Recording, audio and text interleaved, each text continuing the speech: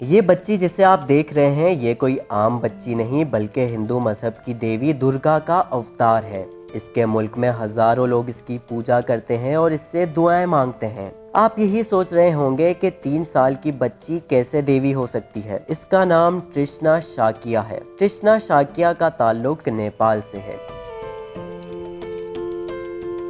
नेपाल में आप इस जिंदा देवी जिसे कुमारी कहते हैं इसे देख भी सकते हैं। तृष्णा जिसे 12 कुमारी में सबसे ज्यादा इम्पोर्टेंट समझा जाता है, ये लड़की बिल्कुल ही अलग जिंदगी जीती है क्योंकि नेपाल में इन्हें मॉर्टल नहीं समझा जाता।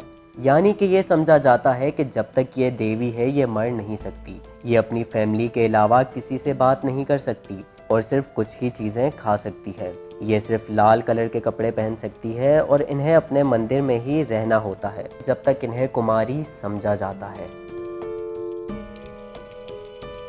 एक साल में सिर्फ 13 ऐसे फेस्टिवल्स आते हैं जिनमें ये बाहर निकल सकती है और सबसे अजीब बात यह है कि ये अपने पाँव ज़मीन पर नहीं रखती। यानी अगर इसे कहीं जाना है तो कोई इसे उठाकर एक जगह से दूसरी जगह ले जाएगा। हर रोज़ हज़ारों लोग इसकी पूजा करते हैं और इसके लिए बहुत से गिफ्ट्स लेकर आते हैं। कई सदियों से नेपालियों का ये मानना है कि कुमारी हिंदू मजहब की देवी दुर्गा का दूसरा जन्म है। कुमारी बनने के लिए लड़कियों को एक इम्तिहान देना पड़ता है जहां मंदिर का पुजारी लोगों को बताता है कि ये नई कुमारी है। एक कुमारी के लुक्स में 32 खूबियां होना लाजमी है, जैसे खूबसूरत स्किन, काले बाल, काली आंखें, बड़ी पेशानी और बहुत सी खूबियां जैसे इनके जिस्म पर किसी किस्म का एक निशान या जख्म ना हो। ये सारी खूबियां होने के बाद बच्चियों को एक इम्तिहान देना पड़ता है जिसके बाद नई कुमारी को चूज किया जाता है।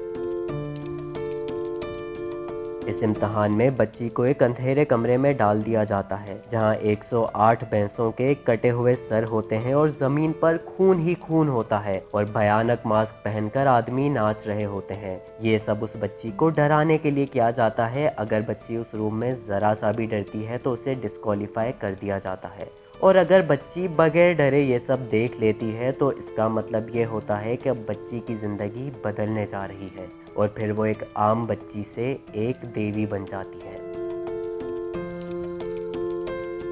और सिर्फ एक चीज़ जो देवी को फिर से एक आम बच्ची बनाती है वो है उसके पीरियड्स। जैसे ही बच्ची को उसके पीरियड्स हो जाते हैं तो उसे फिर से खास से आम कर दिया जाता है और उनकी ज़िंदगी बदल जाती है। एक रात पहले जिसकी सब पूजा करते थे अगली ही सुबह उसे कुछ नहीं समझा जाता और उसे आम जिंदगी गुजारनी पड़ती है। जिस बच्ची को सालों से उठाकर एक जगह से दूसरी जगह पहुंचाया जाता है और शायद वो उस वक्त तक चलना भी भूल जाती है, उसे अपने कदमों पर चलना पड़ता है। अब भी नेपाल में एक औरत ऐसी है जिसे पिछले 60 साल से कुमारी समझा जाता है और उसकी पूजा भी की जाती है क्योंकि उसे कभी पीरियड्स हुए ही नहीं और उसे सिर्फ इस वजह से रिप्लेस किया गया कि अब वो बूढ़ी हो गई है। आप यही सोच रहे होंगे कि ये अजीब सा रिवाज आखिर क्यों है। नेपाल के ही कुछ लोगों ने इस परंपरा को खत्म करने के लिए प्रोटेस्ट भी किए क्योंकि उनका मानना था कि ये एक तरह से बच्चों के ह्यूमन राइट्स की वायलेशन है। लेकिन ये एक ऐसा रिवाज है जिसे नेपाली सदियों से मानते आ रहे हैं और उन्हें यही लगता है कि सिर्फ इसी तरह से ये अपनी देवी दुर्गा को देख सकते हैं और उसकी पूजा कर सकते हैं।